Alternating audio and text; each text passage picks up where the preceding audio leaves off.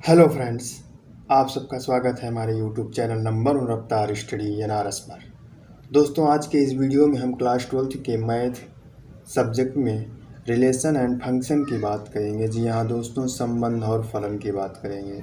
तो दोस्तों, इस चैनल को अभी हाल में ही जो है बनाया गया है, तो उम्मीद करता हूँ कि आप सभी लोग इस चैनल को सब्सक्राइब करेंगे और इस चैनल पर बने रहेंगे। दोस्तों, आज का हमारा टॉपिक है रिलेशन एंड फंक्शन।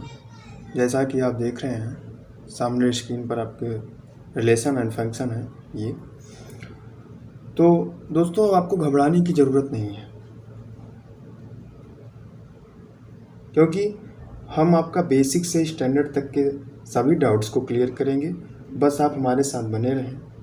तो सबसे पहले हम बात करेंगे रिलेशन की, मतलब संबंध की।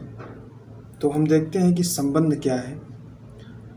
तो जैसा कि आप लोग आम जो है बोल भाषा में जो है आप देखते होंगे कि कहते हैं कि भाई अरे रमेश का संबंध महेश से है, इस पेड़ का संबंध उस परिवार से है, या इस पेड़ का संबंध जो है उस पेड़ से है, या इस फल का संबंध उस पेड़ से है। मतलब कई तरीके से ऐसे होता है। ऐसे कहते हैं कि पिता का संबंध पुत्र से है, माता का संबंध पुत्र से है। तो संबंध क्या होता है? वही रिलेशन, जैसे रिश्तेदार रिलेशनशिप में आते हैं, उसी प्रकार से इसमें क्या होता है कि रिलेशन मतलब संबंध ही होता है। और हम देखते हैं कि जैसे कि राकेश अजय का पिता है, तो इसमें क्या होगा? राकेश अजय का पिता है, मतलब नॉर्मल सी बात है कि ये पिता जो है ये क्या है, इसका संबंध है। ये पिता जो होगा, पिता जो है इसका जो है रिलेशन का है, मतलब संबंध किसका है? पिता का है। तो फिर अगला हम एक और उदाहरण दिखाते हैं आपको। ए बी से बड़ा है, ए बी से बड़ा है, तो ये बड़ा जो हुआ ये इसका रिलेशन है, ये इसका संबंध हो गया। इसका संबंध ये क्या हो गया? बड़ा। तो इसी प्रकार से मिलता है हमें देखने के लिए। तो ये तो हो गया संबंध की बात हो गया। अब संबंध के बाद हम आते हैं जो है हमारा प्रश्नावली 1.1, और उसमें जो है कुछ टॉपिक उसको क्वेश्चन हल करने के पहले कुछ टॉपिकों पर ध्यान देना महत्वपूर्ण है। कुछ उसके जो है परिभाषाएं भी हैं जिन्हें कि हम पढ़ने के बाद उस क्वेश्चन को नॉर्मली कर सकते हैं। तो हम सबसे पहले कुछ ऐसे टॉपिकों को देखते हैं जो टॉपिक महत्वपूर्ण है, जो जिससे कि हमें किसी भी क्वेश्चन में कोई किसी भी प्रकार की दिक्कतें ना आए। तो हम सबसे पहले देख लेते हैं कि हमारा प्रतिलोम क्या होता है। प्रतिलोम मतलब समझ रहे हैं इनवर्स। तो ये रहा हमारा प्रतिलोम संबंध। प्रतिलोम संबंध मतलब इनवर्स, जैसे आप देखते हैं कि उल्टा विपरीत कहते हैं ना, तो वही प्रतिलोम होता है। तो प्रतिलोम में हम ये जो संबंध में है इसका हम परिभाषा किस तरह से देंगे आप देख लीजिए। अगर आपको लिखना भी होगा तो आप लिख लीजिएगा।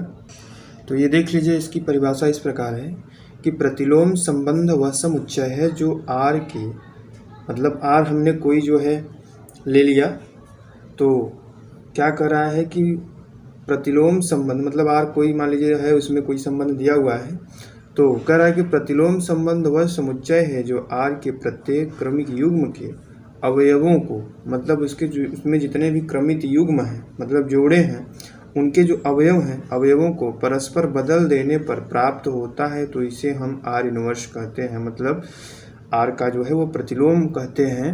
तो एक हम आपको एग्जांपल देकर ये समझा दे रहे हैं कि कैसे समझ में आएगा। ये हम मान लेते हैं कि आर इक्वल टू जो है, ये देखिए ये दिया हुआ है कि 2,1 3,2 4,5 1,5। तो हम इसमें करेंगे क्या कि ये आर है। तो हमने परिभाषा में भी बताया है कि प्रतिलोम संबंध वह समुच्चय है जो आर के प्रत्येक क्रमिक के युग्म के, मतलब समझ रहे हैं, प्रत्येक क्रमिक ये युग्म हो गया, और इसके प्रत्येक क्रमिक युग्म मतलब युग्म के प्रत्येक अवयव जो है, युग्म के अवयवों को परस्पर, ये जो युग्म के अवयव हैं इनको परस्पर मतलब आपस में बदल देने पर, मतलब जहाँ वह एक है वहाँ दो, जहाँ दो है वहाँ एक कर देंगे। समझ रहे हैं आप? तो देखिए हम आपको दिखाते हैं कि ये आर इनवर्स इक्वल टू क्या होगा। ये देखिए ये 2 जहाँ है, मतलब जहाँ 2 है वहाँ देखिए पहले एक के जगह पे 2, 2 के जगह पे 1, और यहाँ 2, इस प्रकार से यहाँ 2 के जगह पे देखिए यहाँ 3 की जगह पे 2 हो गया और 2 की जगह पे 3। इस प्रकार से। फिर इधर क्या होगा, समझ रहे हैं आप? तो इस प्रकार से ये आपका हो गया। मतलब परस्पर युग्मों जो है उनके अवयवों को अदला बदली कर रहे हैं, मतलब आपस में बदल दे रहे हैं। समझ रहे हैं? देखिए ये बदल गया ना, मतलब समझ लीजिए आप।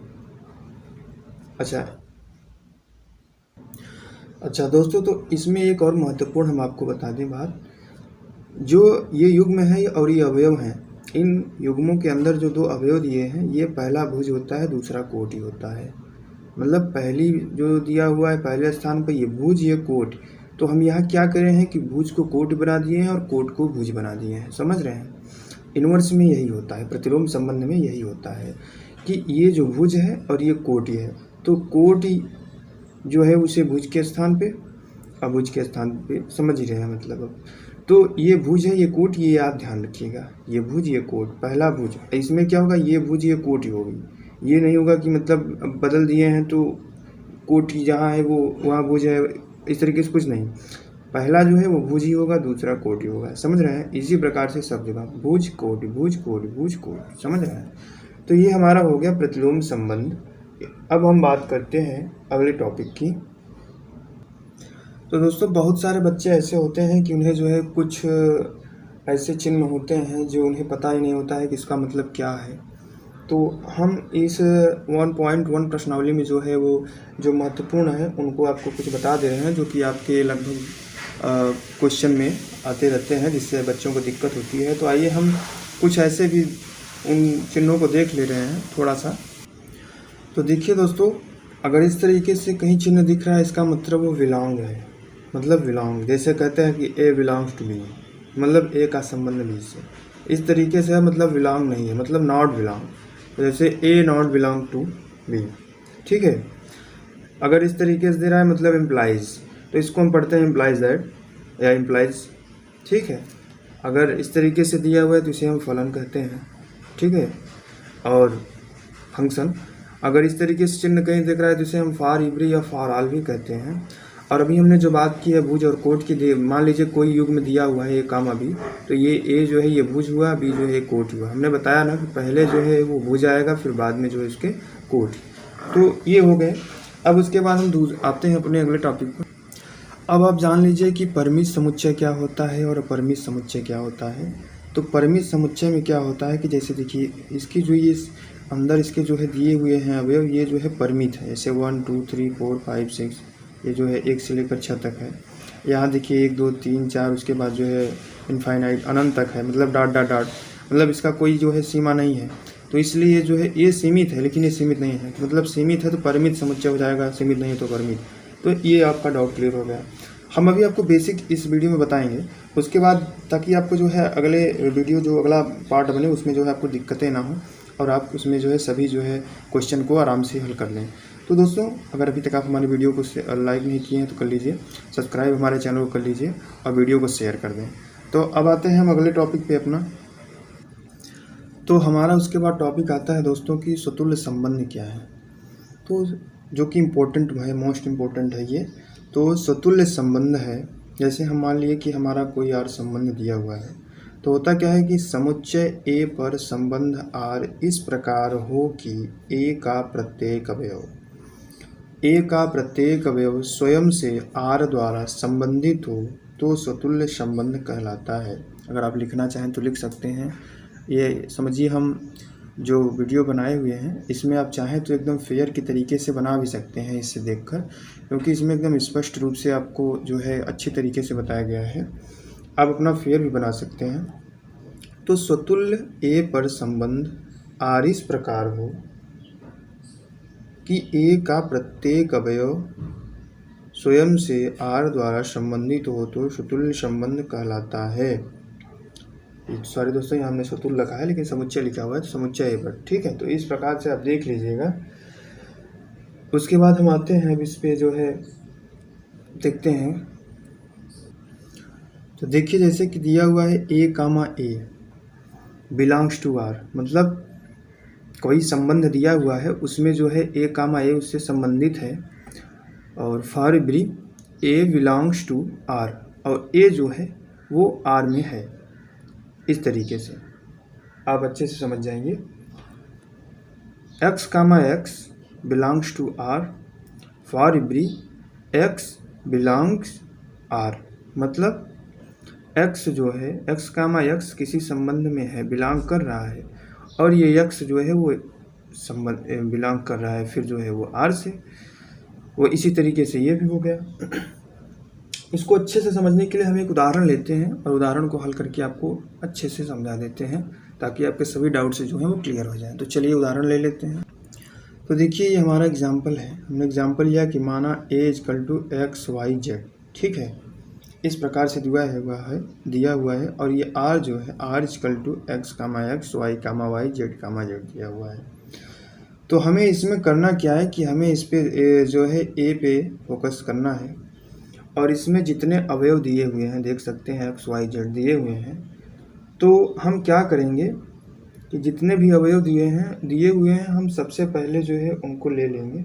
जैसे हल करके आपको दिखा रहे हैं, देखिए हम मान लीजिए x पहले ले लेते हैं x, फिर जो अवयव लिए हैं वही फिर से x, x belongs to r, क्योंकि ये अभी हमने पढ़ा है उसके जो है वो परिभाषा में कि समुच्चय A पर संबंध R इस प्रकार हो कि A का प्रत्येक अवयव स्वयं से R द्वारा संबंधित हो तो स्वतुल्य संबंध कहलाता है। मतलब सेम कह सकते हैं कि जो चीज़ मतलब जो संख्या पहले है वही संख्या जो है वो दूसरे स्थान पर भी होनी चाहिए। तो मतलब जो भुज है वही कोट, जो भुज है वही कोट, भुज बराबर कोट। इसलिए देखिए, अब देखिए ये बिलोंग्स टू आर, मतलब जब x है x भुज लिए तो कोट भी जो है x होगा। तो अब x, x बिलोंग कर रहे हैं r से, तो for every x belongs to a, इस तरीके से हो जाएगा कि x बिलोंग्स टू a और x जो है ये x बिलोंग कर रहा है a में, ठीक है। फिर ठीक इसी तरीके से हम y को ले लेते हैं। तो यहाँ हो जाएगा y भुज हो गया तो y कोटि हो जाएगी। ये बिलोंग कर रहा है, देखिए इसमें r से बिलोंग है ना, तो belongs to r for every. उसके बाद ये y किस में बिलोंग है, a से, तो यहाँ बिलोंग्स टू a। उसी तरीके से z भुज तो z कोट belongs to r for every z belongs to a। उम्मीद करता हूँ कि ये सब आपको समझ में आया होगा। तो इस प्रकार से मान लेते हैं अगर यहाँ कोई और युग्म दिया होता, कोई भी युग्म दिया होता तो हमें उससे कोई दिक्कत नहीं है। हमें यहाँ क्या करना है कि जितने अवयव हैं उतनी युग्म होना चाहिए, मतलब जितने अवयव हैं उतने कम से कम युग्म होना चाहिए। ज़्यादा है तो कोई दिक्कत नहीं होगी, हमें कोई परेशानी नहीं है, लेकिन उतने होने चाहिए, तभी जो है यह R जो है समुच्चय में स्वतुल्य संबंध है, नहीं तो स्वतुल्य संबंध तब नहीं होगा। तो इस बात को आप ध्यान में रखिएगा। तो हम लिखेंगे क्या, तो हो जाएगा अतः R समुच्चय A में स्वतुल्य संबंध है। इस तरीके से ये हो गया हमारा स्वतुल्य संबंध। तो हमारा अगला एग्जाम्पल जो है देखिए, जैसे हम अब नहीं वाला बात करेंगे, स्वतुल्य संबंध नहीं है। तो माना A = 1 2 3, R = 1, 1 2, 3, 3, 3, इस तरीके से दिया हुआ है। तो हम सबसे पहले क्या करेंगे, हमने आपको जो बताया था कि A में जितने अवयव दिए हुए हैं उतने जो है होने चाहिए युग्म। क्या होने चाहिए, युग्म। तो A में भाई 1 2 3 है और इसमें युग्म 1 2 3, मतलब 1 2 3 1 2 3 युग्म तो हैं। लेकिन अब हम देखेंगे जैसा कि आपको बताया था कि इन सब का जो है वो सेम होना चाहिए, मतलब जो है देख लीजिए आप। तो देखेंगे हम इस 1 को अगर हम लिए तो 1 भुज तो 1 कोटि, उसके बाद बिलोंग्स टू R, ये बिलोंग्स टू R है ना, देखिए 1 1।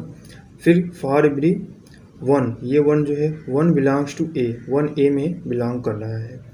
उसके बाद हम 2 ले लिए, तो जब 2 ले लिए तो होता क्या है कि 2, 2 नॉट बिलोंग्स टू R, क्योंकि इसमें 2, 2 कहीं नहीं दिया है, क्योंकि जब 2 भुज लिए तो 2 कोटि भी लेंगे, लेकिन ये नॉट बिलोंग्स टू आर, मतलब आर से बिलोंग नहीं कर रहा है। फॉर एवरी क्या हुआ कि दो जो है वो बिलोंग कर रहा है लेकिन ए से। तो इसलिए एक मोस्ट इम्पोर्टेंट बात आपको ध्यान रखनी है कि जहाँ पे हमें नॉट बिलोंग्स टू आ जाए बस वहीं छोड़ देना है। नॉट बिलोंग्स टू आ गया वहीं छोड़ दीजिए, आप समझ लीजिए कि तब ये क्या है। तो यहाँ आप लिख देंगे अतः आर समुच्चय ए में स्वतुल्य संबंध नहीं है। इस प्रकार से आप लिख देंगे।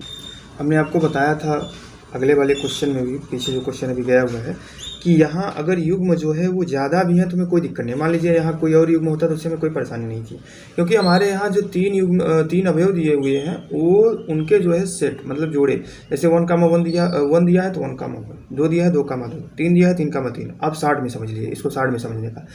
तो अगर देख के हल करना है तो वैसे 1,1, 2,2, 3,3 अगर इसमें है तो समझ लीजिए कि ये आपका जो है वो स्वतुल्य संबंध है। अगर नहीं है तो समझ लीजिए कि ये स्वतुल्य संबंध नहीं है। तो इस तरीके से अब चलिए हम अगले टॉपिक की। तो अब हम बात करेंगे सममित संबंध की। सममित संबंध क्या है तो इसकी भी डिफिनीशन आप देख लीजिए, अगर लिखना चाहें तो लिख भी सकते हैं। देखिए, अगर आप जो है वो इस परिभाषा को समझ गए तो समझ लीजिए कि आपको कहीं भी दिक्कत नहीं होगी। तो सममित संबंध क्या कर रहा है, जो संबंध x और y में हो, मतलब जो संबंध x और y में हो वही संबंध y और x में, तो उसे सममित संबंध कहते हैं। मतलब अगर x का y से संबंध जिस भी प्रकार से हो उसी प्रकार से y का x से भी संबंध हो। तो इसको समझने के लिए आप समझिए कि अगर x बराबर 5 है और y बराबर भी तब 5 होना चाहिए, मतलब x बराबर y, इस तरीके से समझ लीजिए। ये भी हो गया। देखिए, इसमें लिखने का तरीका बस चेंज है, बाकी सब समझिए तो वही है। देखिए क्या होता है, जैसे a, b belongs to r। बाकी आप तो पहले ही समझे हैं, आपको हमने पहले ही बताया था कि r क्या और a किस प्रकार से, तो वही इसमें भी है, समझ लीजिए। अब इसमें हम ज़्यादा जो है वीडियो लंबा हो जाएगा इसलिए ज़्यादा नहीं लिख रहे हैं, लेकिन आप ये समझिए कि a, b belongs to r दिया हुआ है, imply that b, a belongs to r। मतलब इसमें जो है एक जहाँ a, b belongs to a, इसमें क्या रहा है, मतलब इंटरचेंज करना है, भुज को कोट, कोट को भुज, इंटरचेंज मतलब समझ रहे हैं आप। इन इंटर को जो है चेंज करना, मतलब ए की जगह पे बी को रखे और बी की जगह पे ए को रखे, तब भी जो है वही सेम आना चाहिए। मतलब आप कौन दिखा दे रहे हैं, सममित संबंध में जितनी युग्म हो उतनी लाइन लिखनी चाहिए और जहाँ पर नॉट बिलोंग टू मिल जाए वही रुक जाए। इस प्रकार से इसके पहले हमने बताया था कि जब तक आप जो है आपको नॉट बिलोंग्स टू नहीं मिल रहा है तब तक आप लिखते जाइए और जब मिल जाए तो वहीं पर रुक जाइए। करते क्या है कि इसमें जो ए है, ए पर ज़्यादा फोकस नहीं, आर पे फोकस करते हैं, और आर वाले में इसमें हम युग्म लेते हैं और वह युग्म हम आर से लेंगे। ठीक है, तो जितने युग्म हैं उतनी बार लेंगे। तो अब हम आर को, और एग्जाम्पल के तौर पे अब हम आपको दिखाते हैं एक। देखिए, ये हमारा क्वेश्चन है। माना हमने ए बराबर जो है 1, 2, 3 और आर बराबर 1, 1, 2, 3 और 3, 2 इस प्रकार से दिया हुआ है। तो हम इसमें क्या करते हैं कि सबसे पहले हमने बताया था आपको जो कि इसमें हम आर पे फोकस करेंगे। तो इसमें जो पहला युग्म है हम उस पहले युग्म को लेंगे। क्या करेंगे, पहले युग्म को लेंगे। तो पहला युग्म इसमें क्या है, 1, 1 है, तो ये पहला युग्म हमने ले लिया। ये कहाँ से बिलोंग कर रहा है, आर से, तो हमने लिखा बिलोंग्स टू आर। अब उसके बाद हमें क्या करना है, सेम प्रोसेस हम आपको बता रहे हैं, देखिए आप समझिए। उसके बाद हम करेंगे इम्प्लाइज दैट, जैसे कि अभी हमने आपको बताया था कि इंटरचेंज क्या करना है आपको, इंटरचेंज। ये देखिए इंटरचेंज, आप इसको ध्यान रखिएगा, इंटरचेंज करना है। तो मतलब जब इंटरचेंज करेंगे तो जहाँ 1 है, अब यहाँ देखिए ये भुज की जगह पे कोट, कोट की जगह पे भुज, तो भी यहाँ 1, 1 ही आएगा।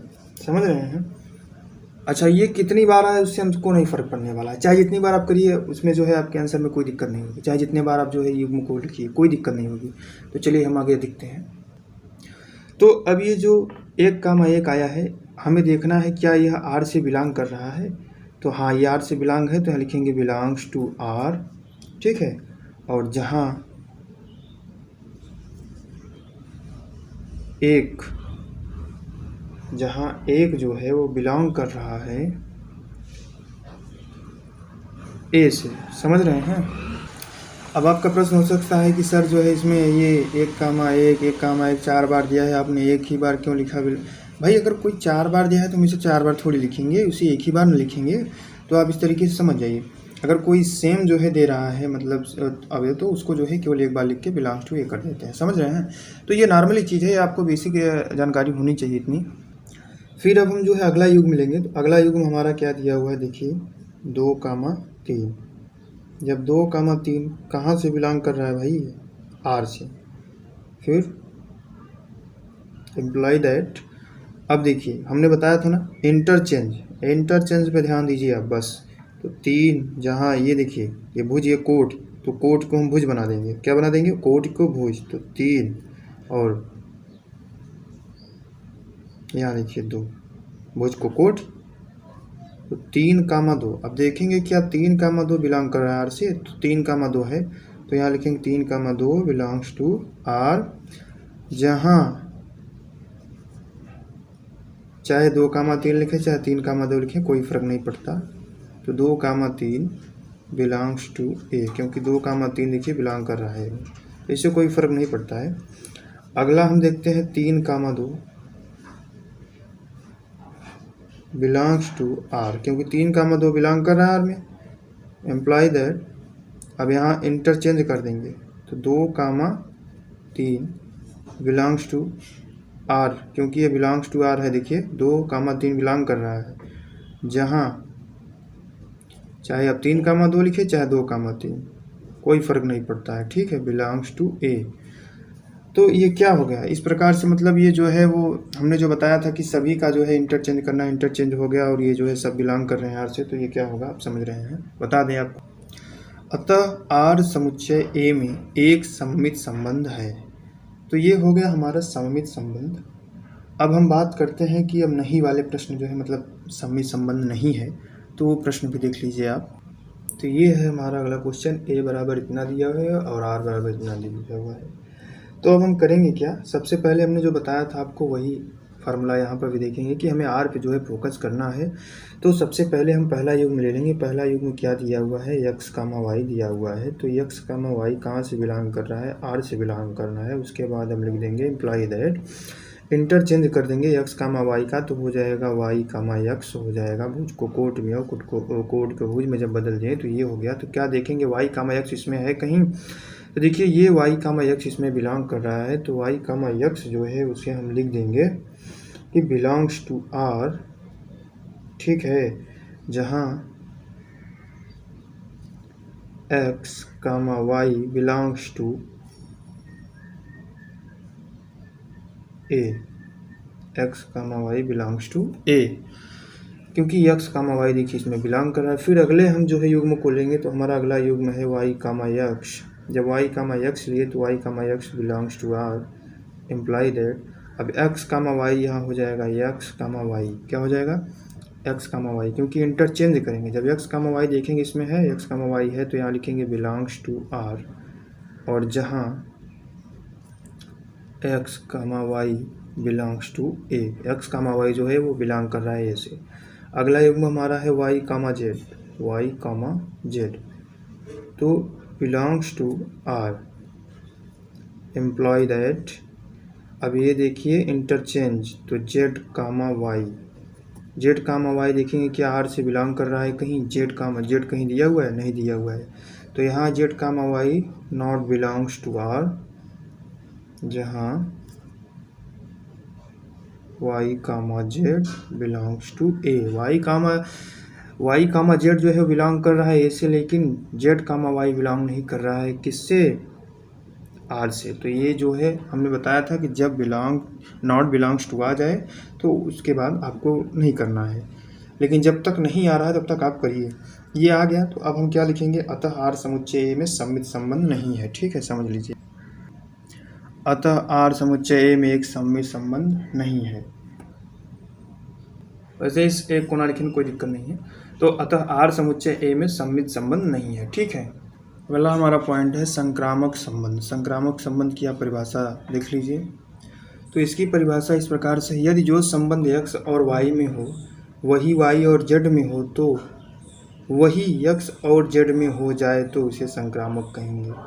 समझ रहे हैं, मतलब जो संबंध x y में हो वही y z में हो और वही x z में हो जाए तो उसे हम संक्रामक कहेंगे।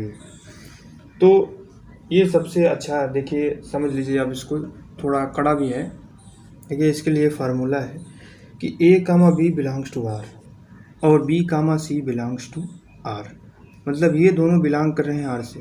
इम्प्लाई दैट के देखिए जो पहले लिखा होता है वो दिया होता है, उसके बाद जो होता है वो सिद्ध करना होता है। ठीक है, तो a comma c belongs to r, लेकिन a कामा b भी मतलब कह रहा है कि जो a कामा c भी जो है बिलोंग हो r में, और जहाँ a comma b comma c belong है a से। ठीक है, तो इस तरीके से कह रहा है। अथवा में एक और आप देख लीजिए, इसका सूत्र जो है वो x और y के पदों में भी जो है अक्सर पहुँचता है। तो देखिए इस प्रकार से है कि x comma y belongs to r और y comma z belongs to r। ये तो हो गया भाई, दिया है। सिद्ध क्या करना है, x comma z belongs to r हो जहाँ x comma y comma z belong a से है। ठीक है, तो ये फार्मूला आप याद कर लीजिएगा, इसे आप लिख लीजिए। और उसके बाद हम आते हैं जो है एग्जाम्पल पे। इसको जब हल करेंगे तो हमें देखिए इसमें क्या करना है कि a कामा a जो दिया हुआ है हम सबसे पहले लिख लेते हैं a कामा a। ठीक है, ये कहाँ से बिलोंग हो रहा है, ये r से बिलोंग हो रहा है।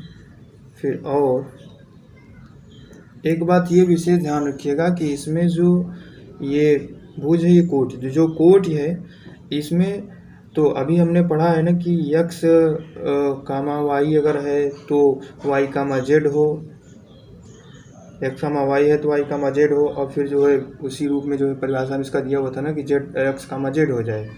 तो उसी तरीके से मतलब यहाँ जो कोट है, ये कोट जो है वो अगले जो युग्म आएगा उसका जो है भुज होना चाहिए। ठीक है, तो यहाँ हम क्या करेंगे, a इसमें दिया हुआ है देखिए, तो a comma a belongs to r। ठीक है, जब बिलोंग्स टू r हो गया तो इम्प्लाई दैट, अब देखिए इसमें हमें क्या करना है कि ये जो ये वाला दिया हुआ है, मतलब कि इसका जो है वो कोट और इसका जो है भुज, ये समझिए एक तरीके से। तो इन दोनों को हमें छोड़ देना है। क्या करना है, छोड़ देना है। इन दोनों को जब हम छोड़ देंगे तो इसमें से हमें लेना क्या है, ये देखिए, ये भुज इसका और इसका कोट, मतलब पहला और लास्ट, मतलब शुरुआत और लास्ट, मतलब पहला और अंतिम, पहला और अंतिम। ठीक है, तो यहाँ क्या हो जाएगा देख लीजिए, ये a आ जाएगा और ये a आ जाएगा। ठीक है, और यह कहाँ से बिलोंग हो रहा है, a कामा a r से बिलोंग है ना, तो इसलिए जहाँ लिख देंगे a बिलोंग्स टू, भाई अब a जो है बिलोंग कहाँ से कर रहा है, देखिए a से ना, तो यहाँ a। फिर उसके बाद हम क्या करेंगे, अब ये वाली जो युग्म था इसे हम लेंगे, अगला युग्म लेंगे। ठीक है, मतलब ये, तो जब लेंगे तो हो जाएगा a comma a belongs to r, और ठीक है, हमने बताया था ना कि ये जो युग्म है ये होना चाहिए, उसका एक कोट जो है उसमें भुज में होना चाहिए। तो यहाँ हो जाएगा a। अब आप देखिए कि a इसमें कहीं दिया हुआ है, देखिए a दिया हुआ है, a दिया हुआ है। तो अब होता क्या है कि अगले, मतलब a comma b belongs to r, imply that a comma b belongs to r. कैसे हुआ, इसको जो है हमें छोड़ देना है और ये ए और बी ले लेना है। तो ए और बी, ये भुज हो जाएगा, ये कोट, तो ए कामा बी। ठीक है, इस तरीके से बिलोंग्स टू आर, जहाँ ए कामा बी बिलोंग्स टू ए, क्योंकि ए कामा बी बिलोंग कर रहा है, देखिए ए से। फिर हो जाएगा ए कामा ए से हो गया, ए कामा अब बी आएगा, ए कामा बी बिलोंग्स टू आर, और करके फिर देखेंगे कि बी, ये बी आ जाएगा, कामा, तो बी के बाद यहाँ सी होना चाहिए। ठीक है, बी कामा सी, लेकिन बी कामा सी कहीं बिलोंग कर रहा है आर से? नहीं कर रहा है, तो ये हो जाएगा नॉट बिलोंग टू आर। तो बी कामा सी आर में नहीं है, इसका मतलब वह कुछ कहना नहीं चाहता। मतलब यह है कि यह साइलेंट रहेगा। जब यह साइलेंट है तो आगे इसके जो है देख लेते हैं, यह साइलेंट है, मतलब यह कुछ नहीं कहेगा, यह शांत रहेगा एकदम। अब इसके आगे वाला जो है वो क्या है, सी कामा बी यहाँ दिया हुआ है, तो हम सी कामा बी को भी देख लेते हैं। जब सी कामा बी को देखेंगे तो ये बिलोंग्स टू आर,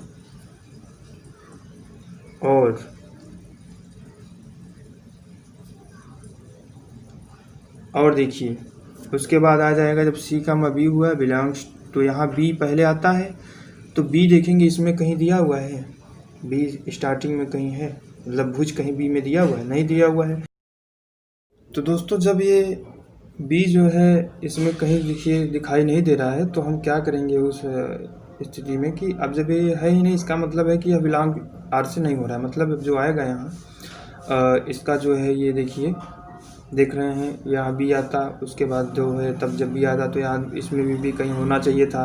अब जब इसमें है ही नहीं, तो इसका मतलब है कि यह जो है इसे बिलोंग नहीं है। ठीक है, मतलब यह जो इसका कोट ही था, ये इसमें भुज बनता, वो इसमें कहीं दिखाई नहीं दे रहा है। तो फिर ऐसी स्थिति में क्या करते हैं कि ये हो जाता है नॉट बिलोंग्स टू। ठीक है, तो हम इसको क्या करेंगे, फिर छोड़ देंगे, अब इसको आगे नहीं लिखेंगे। यहाँ ही हो गया था नॉट बिलोंग्स टू, हमें करना नहीं था, लेकिन हम आपको दिखाने के लिए ये कर दिए थे इतना। तो ये होता है इसमें, तो ये हो जाएगा। उसके बाद हम देखते हैं, अतः आर समुच्चय ए में एक संक्रामक संबंध है। अतः आर समुच्चय ए में एक संक्रामक संबंध है। जैसा कि हमने बताया, अतः आर समुच्चय ए में एक संक्रामक संबंध है, तो आप समझ में गए होंगे कि इसमें हमें जो है वो किस तरीके से करना है। अगर कोई साइलेंट है, समझ लीजिए, अगर सभी साइलेंट है तो समझ लीजिए कि वह जो है संक्रामक संबंध नहीं होगा। लेकिन अगर एक दो साइलेंट हैं, बाकी कुछ कह रहे हैं, तो संक्रामक है। ठीक है, तो इस तरीके से ये हो गया। अगला हम एग्जाम्पल देखते हैं। तो ये हमारा अगला एग्जाम्पल है कि ए बराबर 1 2 3 आर इक्वल टू इतना दे दिया गया है। तो हम क्या करेंगे कि इसमें हम सबसे पहले देखिए, हमने बताया था कि 1 कामा 2 ले लीजिए, आप पहला युग्म ले लीजिए। पहला युग्म बिलोंग्स कहाँ से कर रहा है, आर से, और उसके बाद और लिखेंगे। फिर जो है, अब हमने बताया था कि ये भूजिए कोड, तो कोड पहले लिखेंगे 2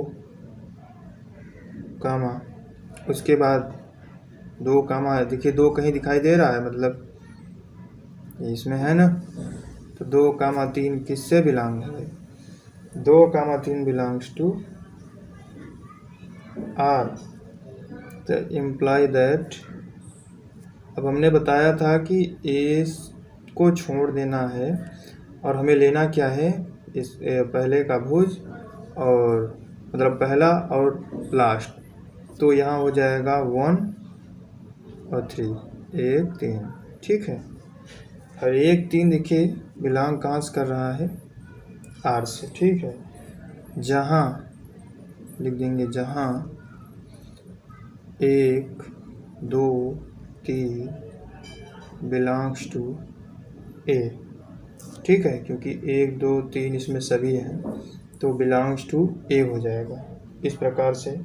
फिर हम देखते हैं अगला जो है, जब ये हमारा हो गया तो फिर देखिए अगर हम अब 2, 3 को लेंगे तो जब 2, 3 को लेंगे तो यहाँ जब 2, 3 लिखेंगे बिलोंग्स टू आर और तो यहाँ 3 आ जाएगा भुज में। तो 3 इसमें कहीं दिया नहीं है, इसलिए इसे ये साइलेंट है, तो हम उस 3 को जो है अब नहीं इसको नहीं लिख रहे हैं। फिर उसके बाद देखते हैं 1, 3 है। 1, 3 जब लिखेंगे तो होगा क्या कि देखिए जब 1, 3 आ जाएगा बिलोंग्स टू आर हो जाएगा और फिर यहाँ 3 मतलब यहाँ 3 आएगा भुज के रूप में।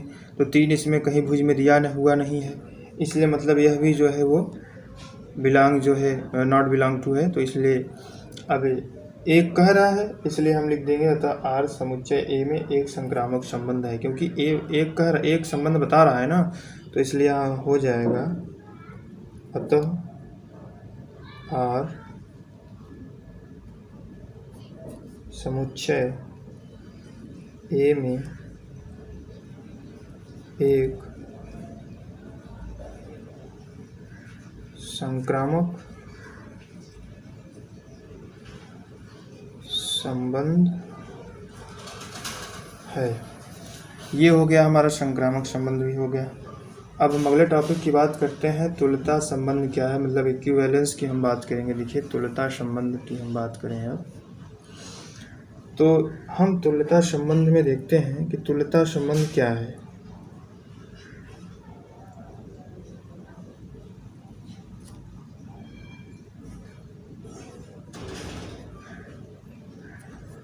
तुल्यता संबंध में हमें देखने को मिल रहा है कि इसमें 3 चीज़ों पर ध्यान देना होता है। तुल्यता संबंध में 3 चीज़ों पर ध्यान देना होता है। सबसे पहले हम यह चेक करेंगे तुल्यता संबंध के लिए कि वह स्वतुल्य है कि नहीं, फिर उसके बाद सममित है कि नहीं, संक्रामक है कि नहीं। अगर ये तीनों हैं, स्वतुल्य भी है, सममित भी है और संक्रामक भी है, तो समझिए आपका जो संबंध है वो तुल्यता संबंध को प्रदर्शित करता है। तो अब हम जो है बात करेंगे वो अगले जो है वीडियो में जो बताएंगे आपको। तो लगभग प्रश्नावली 1.1 की जो है लगभग सभी हमने जो है वो जितने उसमें इम्पोर्टेंट से बता दिया हूँ। अगर कुछ छूटा होगा तो हम सवाल लगाते समय आपको बता देंगे। तो दोस्तों उम्मीद करता हूँ कि आपको वीडियो समझ में आई होगी। अगर समझ में आया होगा तो हमारे चैनल को जो है सब्सक्राइब कीजिए, वीडियो को लाइक कीजिए, शेयर कीजिए और बेल आइकन दबाना ना भूलें, ताकि अगला वीडियो जब बनाए तो उसका नोटिफिकेशन आपको मिलता रहे दोस्तों। तो दोस्तों मिलता है अगले वीडियो में। जय हिंद दोस्तों।